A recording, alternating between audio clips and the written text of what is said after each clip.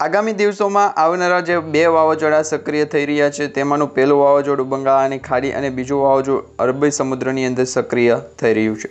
મિત્રો અહીંયા તમારા સ્ક્રીન ઉપર જોઈ શકો છો એ પ્રમાણે બંને વાવાઝોડાની જે તીવ્રતા છે એની ગતિ છે એ પણ નક્કી કરી દેવામાં આવી છે। આજના વિડીયોમાં આપણે GFS એટલે કે ગુજરાત ફોરકાસ્ટ સિસ્ટમ અને જે અમેરિકન જે વેધર એનાલિસિસ રિપોર્ટ છે અને વિન્ડી એપ્લિકેશનના માધ્યમથી જે અપડેટ આપવામાં આવી રહી છે એ સાથે જ ગુજરાત રાજ્યના જાણીતા એવા હવામાન નિષ્ણાંતો તેમજ ગુજરાત રાજ્યના હવામાન વિભાગ દ્વારા અને IMD દ્વારા ખાસ કરીને ઇન્ડિયન મોન્સૂન ડિપાર્ટમેન્ટ દ્વારા જે વાવાઝોડાને લગતી અપડેટ આપવામાં આવી છે એ વાવાઝોડાની જે સક્રિયતા છે, વાવાઝોડાની ગતિ કેટલી છે, આ વાવાઝોડું કઈ જગ્યાએથી ઉદ્ભવ થયું છે અને કઈ જગ્યા સુધી આ વાવાઝોડું પહોંચવાનું છે, શું ખરેખર આવનારા દિવસોની અંદર એટલે કે લગભગ 28 તારીખ આજુબાજુ છે એ આ વાવાઝોડું ગુજરાત રાજ્ય તરફ ત્રાટકવાનું છે કે નહીં એ અંગેની અપડેટ સામે આવી ગઈ છે। એટલે કે એક વેધર એનાલિસિસ અને રિપોર્ટ અનુસાર આપણે આજના વિડીયોમાં જોશું કે આ જે વાવાઝોડું છે એ વાવાઝોડું કેટલી અસર પહોંચાડશે, કયા કયા વિસ્તારોની અંદર અસર પહોંચાડશે અને આ વાવાઝોડું ખરેખર આવશે તો ગુજરાત રાજ્યના જે દરિયાપટ્ટીના જે વિસ્તારો છે ખાસ કરીને વેરાવળ, સોમનાથ, ઉના અને ભાવનગર જિલ્લાના જે વિસ્તારો છે, દરિયાપટ્ટીના જે વિસ્તારો છે એ વિસ્તારોની અંદર આ વાવાઝોડું અસર કરશે કે શું ખરેખર એ અંગેની અપડેટ સામે મેળવશું। તેમજ મિત્રો આજના આ વિડીયોની અંદર આપણે એ પણ જાણીશું કે આજે બંગાળની ખાડીમાં જે વાવાઝોડું જે છે એ સક્રિય થઈ રહ્યું છે એ વાવાઝોડાનું નામ શું આપવામાં આવ્યું છે અને અરબી સમુદ્રનું જે વાવાઝોડું છે એનું નામ શું આપવામાં આવ્યું છે। તો આ બંને વાવાઝોડા વિશે આપણે વધારે ડીપમાં માહિતી અને સમાચાર માહિતી સ્વરૂપે મેળવશું। ખાસ કરીને મિત્રો અત્યારે જે વેધર એનાલિસિસ રિપોર્ટ અનુસાર આપણે IMD અનુસાર જે રિપોર્ટ જોઈ રહ્યા છીએ એમાં આવનારા તારીખ 21 તારીખથી આ વાવાઝોડું છે એ સક્રિય થશે। એટલે કે મિત્રો તમારા સ્ક્રીન ઉપર તમે જોઈ શકો છો એ પ્રમાણે 21 તારીખથી જે અરબી સમુદ્રના દરિયાકાંઠા અને ખાસ કરીને ભારત દેશની અંદર દક્ષિણી ભારતનો જે વિસ્તાર છે, વિભાગ છે, એ વિભાગથી આ વાવાઝોડું જમીની સરહદ ઉપરથી છે એ આગળ વધતું જોવા મળી રહ્યું છે અને એમાં પણ ખાસ કરી આ વાવાઝોડું છે એ ગુજરાત રાજ્ય તરફ આગળ જતું હોય એવું દર્શાવવામાં આવી રહ્યું છે। પરંતુ એ પહેલાં જોવામાં આવે તો મિત્રો બંગાળની ખાડીમાં જે વાવાઝોડું સક્રિય થયું હતું એ જ વાવાઝોડું અરબી સમુદ્રમાં ભેળવાઈ ગયું છે અને અરબી સમુદ્રની અંદરની આ જે દરિયાઈ જે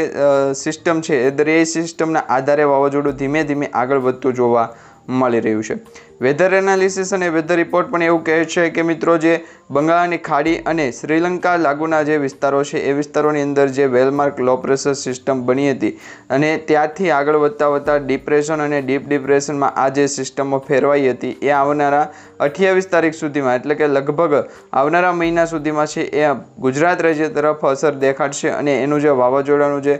પરિભ્રમણ છે એની આગોતરી જે અપડેટ આપવામાં આવી છે એટલે કે આગોતરી આગાહી કરવામાં આવી છે એ આગાહી પ્રમાણે જોવા જઈએ તો આ વાવાઝોડું છે ગુજરાત રાજ્ય તરફ ટકરાશે કે શું, તો ગુજરાત રાજ્ય તરફ જો ટકરાય તો કયા વિસ્તારોને અસર પહોંચાડશે એ અંગે પણ અપડેટ મેળવશું। ખાસ કરીને મિત્રો અત્યારે 26 તારીખ સુધીના જે રિપોર્ટ આપણે અહીંયા સ્ક્રીન ઉપર જોઈ રહ્યા છીએ તો 26 તારીખ સુધીમાં આ વાવાઝોડું છે એની તીવ્રતા, એની ગતિની અંદર ખૂબ જ વધારો થતો જોવા મળી રહ્યો છે અને આ જે વાવાઝોડાનો ઘેરાવો છે લગભગ 200 કિલોમીટરથી લઈ અને 300 કિલોમીટર પ્રતિ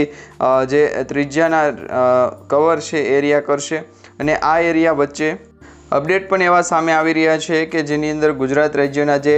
વેરાવળ, ઓખા અને જે જૂનાગઢ, પોરબંદર અને એ લાગુના વિસ્તાર છે, દરિયાપટ્ટીના જે વિસ્તારો છે એ વિસ્તારોને ખાસ મોટું નુકસાન પહોંચાડી શકે। તો આજના વિડીયોમાં આપણે એ પણ જાણીશું કે આ વેધર એનાલિસિસ અને વેધર રિપોર્ટ અનુસાર જે અપડેટ આપવામાં આવી છે એમાં ખરેખર ગુજરાત રાજ્યના જે વિસ્તારો છે એની અંદર આ ઘેરાવો ઉત્પન્ન થશે કે નહીં અને આ દરિયાકાંઠાના જે વિસ્તારો છે એને અસર કરશે કે શું। તો એ અંગેની અપડેટ મેળવવા માટે આજનો વિડીયો છેલ્લે સુધી જોતા રહેજો અને મિત્રો ખાસ કરી બંગાળની ખાડીમાં પણ એક બીજું વાવાઝોડું સક્રિય થયું છે તો આ બીજું વાવાઝોડું છે એનું નામ શું આપવામાં આવ્યું છે, આ વાવાઝોડું કેટલું નુકસાન કરશે એ અંગે પણ અપડેટ મેળવશું। તો એના માટેનો પણ વિડીયો છેલ્લે સુધી જોતા રહેજો। હવે મિત્રો તમને જણાવી દઈએ તો મિત્રો સેટેલાઇટ વ્યૂ પિક્ચર ઉપર જોઈએ તો આ સેટેલાઇટ વ્યૂ પિક્ચર એવું દર્શાવે છે કે અત્યારે મિત્રો ગુજરાત રાજ્ય અને ભારત દેશની અંદર સાર્વત્રિક ચોમાસાની જે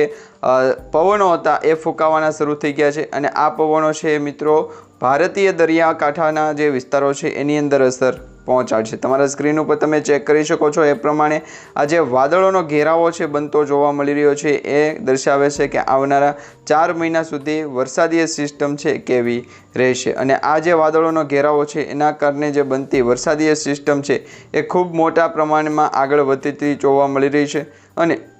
આ સાથે જ મિત્રો જે વેલમાર્ક સિસ્ટમો છે એ પણ બનતી અત્યારે જોવામાં આવી રહી છે। આવનારા 4 મહિના સુધી જે વેલમાર્ક સિસ્ટમો છે એ જે બનશે। આ સાથે મોડેલ આધારે પણ જે view picture satellite view picture છે સેટેલાઇટ વ્યૂ પિક્ચરના આધારે પણ અત્યારે દર્શાવવામાં આવતી અપડેટ છે માહિતી છે એ પ્રમાણે જોવા જઈએ તો ગુજરાત રાજ્ય તરફ આવનારા તારીખ 21 જૂનથી લઈ અને 28 જૂન સુધી છે એ ભારેથી અતિ ભારે વરસાદની આગાહી કરવામાં આવી છે। અમુક જગ્યામાં છે એ વીજળી પણ પડી શકે છે। વીજળીના કડાકા ભડાકા સાથે વરસાદીય સિસ્ટમની પણ અપડેટ છે એ આપવામાં આવી છે। અને આ વરસાદીય સિસ્ટમની અંદર મિત્રો ભારેથી લઈ અને અતિ ભારે વરસાદ પણ પડશે। ગુજરાત રાજ્યના જે દરિયાકાંઠો છે એ દરિયાકાંઠાની અંદર મિત્રો લગભગ તારીખ 21 જૂનથી લઈ અને લગભગ 30 જૂન સુધી એટલે કે 21 તારીખથી લઈને 30 તારીખ સુધી એવા અપડેટ આપવામાં આવ્યા છે જેમાં વરસાદીય સિસ્ટમ છે એ ખૂબ જ જોર પકડશે। અને આ વાદળોનો ઘેરાવો જેમ જેમ આગળ બનશે એમ ગાઢ બનતો જશે અને આ વાદળો જે છે એનો જે ઘેરાવો બનતો હોય એ વીજળીના કડાકા ભડાકા સાથે આગળ વધી શકે છે। અત્યારે જે અપડેટ અને રિપોર્ટ સામે આવી રહ્યા છે તો મિત્રો અત્યારે ભારત દેશની અંદર અંડમાન નિકોબાર ટાપુ, શ્રીલંકા લાગુના વિસ્તાર, વિશાખાપટ્ટનમ, કુતુમ્બમિન અને આ જે દક્ષિણી ગુજરાત અને ભારત દેશની અંદર વાત કરવામાં આવે તો દક્ષિણી ભારતના જે વિસ્તારો છે એ વિસ્તારોની અંદર અત્યારે ચોમાસું છે એ બેસી ગયું છે। અને ચોમાસાની જે ઋતુ અત્યારે બેસી છે એ ચોમાસામાં અત્યારે વરસાદ પડવાનો પણ શરૂ થઈ ગયો છે। તો આ જે વિસ્તારો છે એની અંદર મિત્રો અત્યારે તમારા સ્ક્રીન ઉપર જોઈ શકો છો એ પ્રમાણે વાદળોનો જે ઘેરાવો છે એ ખૂબ જ ગાઢ બનતો હોય એવું લાગી રહ્યું છે। અને આ વાદળોના ઘેરાવા સાથે સાથે ગુજરાત રાજ્ય તરફ પણ ચોમાસું છે એ લગભગ 21 જૂન સુધીમાં બેસી જશે એટલે કે 21 તારીખમાં ચોમાસું છે એ બેસી જવાની અપડેટ પણ આપવામાં આવી છે। એ સાથે મિત્રો ઇન્ફ્રારેડ સ્ટ્રક્ચર વ્યૂ આધારિત સેટેલાઇટ પિક્ચર જોઈએ તો એમાં પણ જે સમગ્ર પૃથ્વી નકશા એટલે કે જે ધરતીનો નકશો દર્શાવવામાં આવ્યો છે એ નકશામાં સેટેલાઇટ વ્યૂ પિક્ચર એવું દર્શાવે છે કે હજુ સુધી ગુજરાત રાજ્યમાં છે ચોમાસું બેસ્યું નથી પરંતુ 21 તારીખ સુધીમાં છે ચોમાસું ગુજરાત રાજ્યમાં પણ બેસી જશે। અને વિઝિબિલિટી અને વોટર વેપર છે એ પણ જોશું તો એમાં પણ મિત્રો ગુજરાત રાજ્ય ઉપર અત્યારે વાદળોનો ઘેરાવો ખૂબ જ ઓછો દર્શાવવામાં આવ્યો છે। એ પ્રમાણે ઉત્તર ભારતના વિસ્તારોમાં પણ ઓછો ઘેરાવો દર્શાવવામાં આવી રહ્યો છે। જે દક્ષિણી ભારત છે જે ગુજરાત નીચેના જેટલા પણ રાજ્યો છે એ વિસ્તારોની અંદર અત્યારે વાદળોનો ઘેરાવો છે એ ખૂબ જ ગાઢ બન્યો છે। અને આ ઘેરાવા સાથે મિત્રો અહીંના જે વિસ્તારો છે એ વિસ્તારોની અંદર વરસાદીય સિસ્ટમ પણ છે સક્રિય થઈ છે એટલે કે ચોમાસું પણ બેસી ગયું છે। એ સાથે જ મિત્રો આવનારા દિવસોની અંદર જો વાતાવરણની સિસ્ટમ અપડેટ થતી હોય એવું જોવા જઈએ તો મિત્રો 19 તારીખ સુધીમાં છે એ અત્યારે ચોમાસાની જે ઋતુ છે એ સમગ્ર જે દક્ષિણી ગુજરાત અને દક્ષિણી ભારતની નીચેના જે વિસ્તારો છે એ વિસ્તારોમાં અત્યારે છે એ સિસ્ટમ અપડેટ થતી જોવા મળી રહી છે। અને આ સિસ્ટમનો જે ઘેરાવો છે મિત્રો બંગાળની ખાડીથી લઈને તમે ચેક કરી શકો છો એ પ્રમાણે સમગ્ર ભારતના દક્ષિણી ભારતના વિસ્તારો છે એને કવર કરતો જોવા મળી રહ્યો છે। અત્યારે મિત્રો એક લો પ્રેશર સિસ્ટમ સક્રિય થઈ છે બંગાળની ખાડીમાં। આ લો પ્રેશર સિસ્ટમ ધીમે ધીમે વેલમાર્કમાં ફેરવાશે। વેલમાર્ક લો પ્રેશર સિસ્ટમમાં ફેરવાય એટલે કે મિત્રો લો પ્રેશર સિસ્ટમમાંથી વેલમાર્ક લો પ્રેશર સિસ્ટમ એ પછી વેલમાર્ક લો પ્રેશર સિસ્ટમમાંથી ડિપ્રેશનમાંથી ડીપ ડિપ્રેશન અને ત્યાર પછી છે સાયક્લોનિક સર્ક્યુલેશન એટલે કે સીસી છે એ બનતું હોય છે। સાયક્લોનિક સર્ક્યુલેશનનો જે ઘેરાવો હોય છે એ તમે અહીંયા તમારા સ્ક્રીન ઉપર જોઈ શકો છો એ પ્રમાણેનો ઘેરાવો થતાં એ આગળ વધતું હોય। તો એ જ રીતના મિત્રો અરબી સમુદ્રમાં જે વરસાદીય સિસ્ટમ સક્રિય થઈ છે એ અરબી સમુદ્રના જે વિસ્તાર છે એ અને દક્ષિણી ભારતના જે વિસ્તારો છે એ દક્ષિણી ભારતના નીચેના વિસ્તારોમાં એક લો પ્રેશર સિસ્ટમ બની હતી। એ લો પ્રેશર સિસ્ટમ ધીમે ધીમે વેલમાર્ક લો પ્રેશરમાં કન્વર્ટ થઈ ત્યારબાદ ડિપ્રેશન અને એ પછી ડીપ ડિપ્રેશનમાં કન્વર્ટ થઈ અને અત્યારે સાયક્લોનિક સર્ક્યુલેશનમાં કન્વર્ટ થઈ ગઈ છે। સાયક્લોનિક સર્ક્યુલેશનમાં કન્વર્ટ થાય એટલે મિત્રો એ છે એ ધીમે ધીમે આગળ વધતી જોવા મળી શકે। એમાં પણ ખાસ કરીને અત્યારે આજે અરબી સમુદ્રની અંદર વેલમાર્ક લો પ્રેશર સિસ્ટમ ડિપ્રેશનમાં ફેરવાય અને સાયક્લોનિક સર્ક્યુલેશન બન્યું છે એ જમીનના ભાગથી આગળ વધતું જોવા મળી રહ્યું છે। અગાઉ મિત્રો લગભગ 2 વર્ષ પહેલાં અરબી સમુદ્રમાં એક બિપોરજોય નામનું વાવાઝોડું છે એ સક્રિય થયું હતું અને આ બિપોરજોયનું જે વાવાઝોડું છે એ સતત દરિયામાં પરિભ્રમણ કરી અને આગળ વધતું જોવા મળી રહ્યું હતું। એટલે કે મિત્રો આ જે બિપોરજોય નામનું વાવાઝોડું હતું એ બિપોરજોય નામનું વાવાઝોડું છે એ સતત ગુજરાત રાજ્ય તરફ આગળ એ રીતના વધતું હતું કારણ કે દરિયામાં છે એ બિપોરજોય નામનું વાવાઝોડું સક્રિય થયું અને સતત આગળ વધતા સાથે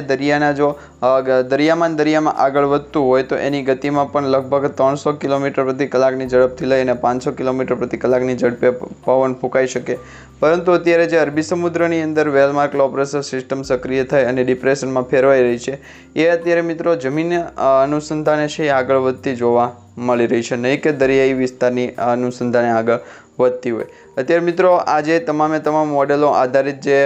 તમને ઇન્ફોર્મેશન આપવામાં આવી રહી છે એ ફક્ત ને ફક્ત મોડેલ આધારિત ઇન્ફોર્મેશન જ છે। એની કોઈ પણ લોકોએ ખાસ કરીને છે એ માન્યતા ન ગણવી કારણ કે મિત્રો જ્યારે પણ હવામાન વિભાગ દ્વારા બીજી અવનવી માહિતી આપવામાં આવશે તો હવામાન વિભાગ દ્વારા પણ આ મોડેલો છે એને બદલાવી આપવામાં આવશે, જેમાં ખાસ કરીને આ મોડેલો છે મિત્રો ટૂંક સમય માટે નક્કી કરવામાં આવતા હોય। જેમ વાતાવરણની અંદર ટેમ્પરેચરની અંદર ફેરફાર થાય એ ફેરફારના ભાગરૂપે આ મોડેલો છે એની અંદર પણ ગતિવિધિ થતી હોય છે અને મિત્રો એ પ્રમાણે છે એ આવનારા સમયની અંદર પણ જે